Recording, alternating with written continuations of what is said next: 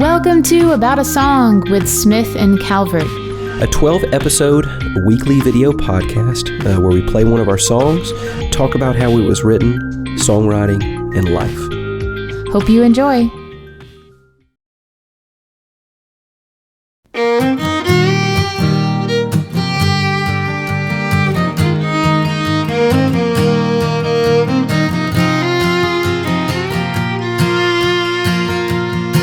Back in town, hit the bar, a beer and a shot to start. Yeah, we all want something beautiful. Make the call, you around? Let's meet up downtown. Wanna make my head feel beautiful. On the road, ready to go back home. When I'm home, dying to be gone.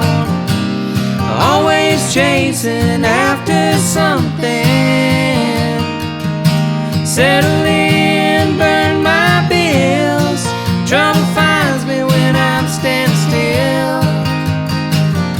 It's a long way down Sunday morning. Ooh, I, ooh, I, ooh, I. Line 'em up, a little known. That blonde in the corner looks fun. Gonna make my head feel beautiful. Another drink, hidden sin.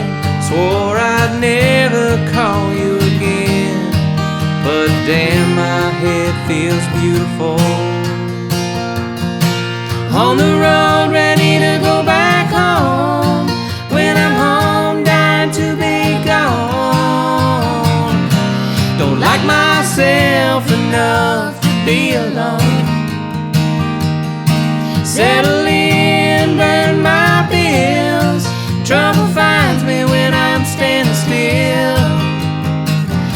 It's a long way down Sunday morning. Ooh, I, ooh, I, ooh, I.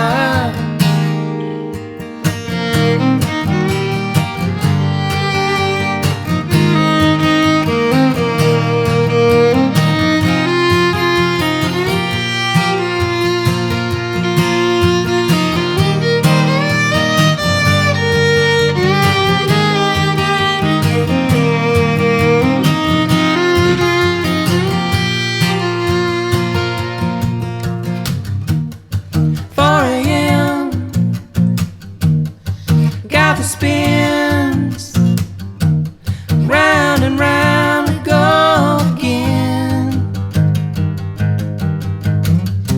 If I can make it home, I'd be beautiful.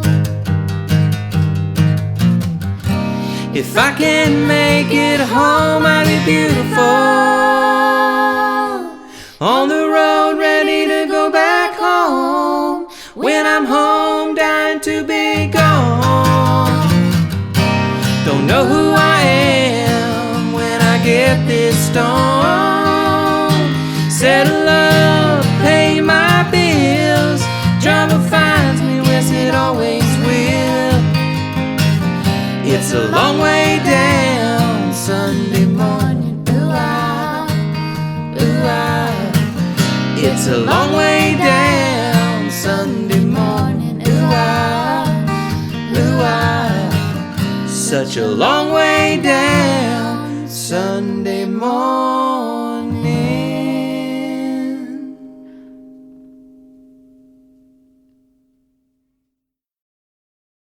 Hi, this is Michael Smith. And my name is Leah Calvert.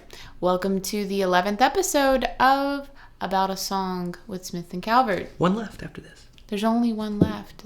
Today we're doing a song that Michael was the primary writer on. One of my favorite tunes, actually, that we have. And it's called Sunday Morning. Mm-hmm. But first, Michael has indulged us by bringing not one, but two wines. And there's a story behind that. Yeah, so we tried to do this song first last night. To be fair, this is one of our least worked out songs. But regardless, so I brought the Camus, which is generally it's one of my favorite Cabernets in the world. It's a huge Napa Cab. I love it. And I always planned that at the last episode I would bring this wine, which is my favorite. Now, this is not the last episode. You may ask, why are you bringing this now? It's because our friends, Jen and Chris Preston, sent us a great bottle from a winery that's close to them that we're going to do with the next episode. A great big bottle. A giant Magnum bottle. And so I said, well, let's push it forward. I still want to do this wine, so I brought the Caymus. So we tried it last night, and sadly I was not able to get the performance good enough, so we drank this wonderful bottle of wine, and then we had to come back again tonight and do it again. So, but let's still talk about the Caymus. So Caymus, really well respected, Napa Cab. It's big. Tell me your thoughts about it. It was a little too jammy for me, but you liked it. But I liked it. I'm not gonna lie. It's really good. It's big up front, and it's very satisfying. Mm-hmm. But it is a pretty powerful wine, and it's kind of a lot. It's like every drink is like, it's almost tiresome. It's so big. Yeah, I wanted a fire and a steak. Yeah, you kind of need that with it, right? Yeah. So tonight, then I did it again. I'm like, okay, I have to bring another one I loved. I've always loved Stag's Leap Artemis, which these are two top California cabs. Probably the best two wines we brought in here as far as like how people think of wines. Mm-hmm. I was shocked though. I like it better. Yeah, I do too. It's got that nice like bite at the end of it. That's like, it's softer. Mm-hmm. It's soft on the palate. Anyway, it's just a fantastic Cabernet. I guess it might have something else in it. I think it might be a blend, but it's mostly Cab. But yeah, I think the Artemis is now my favorite. Yeah, and Cab. I think I would like to say that hopefully this will satisfy our viewers who, I really certainly thought that, I mean, I'm so cynical. I really thought that people would see us talking about wine and be like, that's stupid. And there are some people like that, but more people have actually said, you need to step your game up, and we're sending you stuff that's better. And I just never thought that was going to happen. Yeah, I thought people were going to be like, you guys are being bougie, stop talking about wine. And instead, mostly what we've gotten is, you're not bringing, you need to have more high dollar wines. Yeah, you need to step it up. So that's how it goes. So there you go. We double dipped. So the song. So this song is a song called Sunday Morning. And so the way this song came about was one of my best friends and a musical collaborator for years from the Whiskey Gentry and now in Lauren Morrow is Jason Morrow. And Jason and I talk music all the time. Now, he got off the road with Lauren. They were doing some set of shows, and he sent me an idea for a song.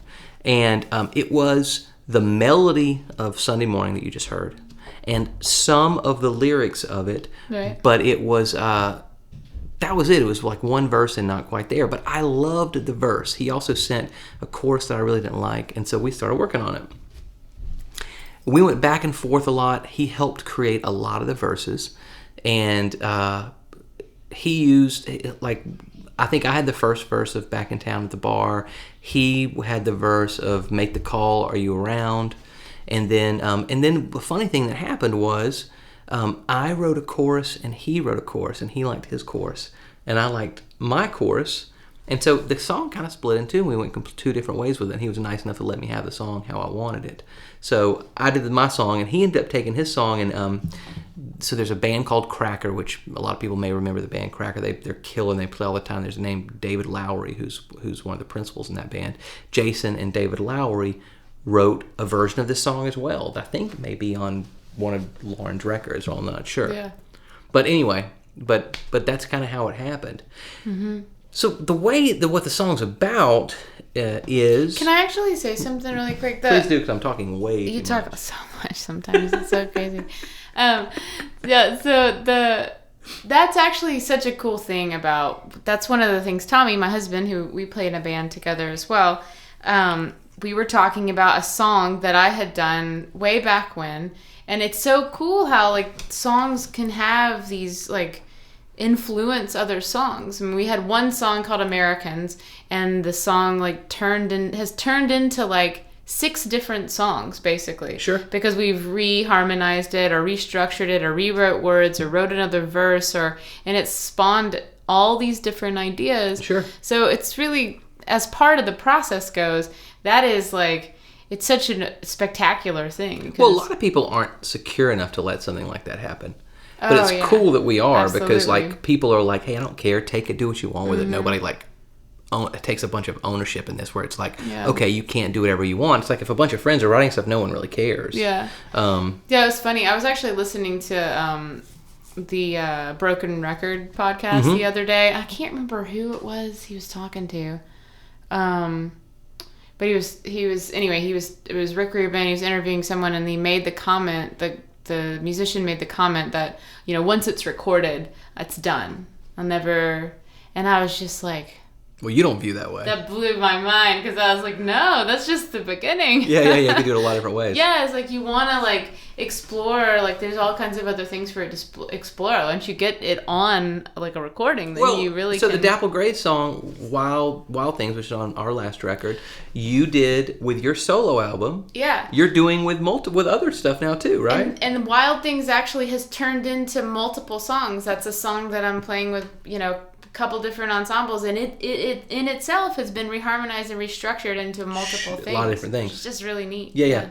All right, so back to this song. Mm-hmm. So what happened with it was, Jason sent the song. He had just gotten off the road, and so what I heard from it, where I decided to go down the line of it, was talking about a musician getting off the road. And also, I had another friend who had gotten sober, not far from there, and so I decided to kind of, that was something I was thinking about a lot, and so I kind of added those two things together. It's like the idea of getting off the road and also substance abuse, and came up with kind of this analogy of, as a musician, you're always chasing a high. It's the high of being on stage. Mm-hmm. And obviously, if you're whatever drug or alcohol that you're down that line of, you can be chasing that high as well. And there's a lot of commonalities in those two things, because as a musician, you're on the road. You're chasing the high of playing out, and you have to sacrifice a lot of your things to get that high. You get back home, and your finances are in a mess, and maybe your family is in a mess, but you sacrifice that for that. And it's also that analogy of, okay, well, you come home and you're going to go out and drink or do whatever on the night of, and then you have to come back down on Sunday morning. So it's like the analogy of coming down on Sunday morning when you have to sober up and deal with the pain of what happened there. Also coming home from the road, that idea. So that's where those two things kind of came together. It's an analogy, really. Yeah, the grass is always greener on the No, other that's side. right. Like you're chasing some kind of a thing. And as musicians, we've always... There's something to that. There's this magic or something about playing and playing in front of people. Absolutely. It's an interesting thing. Yeah, it's giving that gift to other people, and you want that so bad, and that's and the being thing. in the spotlight and having people look at you and having people think about you in that way. Yeah, there's that drive is pretty powerful, and then the negative part of that is you leave that high, and then you go and try to explore those things. You go try to find that thing through alcohol or drugs or food or whatever that thing is. My friend who was going through this stuff, one of the biggest things he came up with was when you get off of whatever, you have to replace it with something. Yeah. He also always had this idea of never being present. It's like when you're into whatever substance, it's like you're never in the moment. You're chasing something, which is where that line came from. Always chasing after something. Yeah. So anyway, that's it. Yep. Cool. So good song. Thank you. And by the way, Leah has a writing credit on that one too. So Jason and I probably wrote the most of it, but Leah came in, changed lyrics, did a lot of the editing that she does on a lot of my songs, kind of to make it better, making sure it works, all that kind of stuff. So, yep. All right. Well, cool. So look, we're gonna see you guys next week. Hopefully, it's gonna be our last one, the 12th episode. We got something special. Big bottle. We got something special coming. It'll be different. It'll be a little different than just Leah and I doing a song. So can't wait for you guys to see it. Bye-bye. Bye.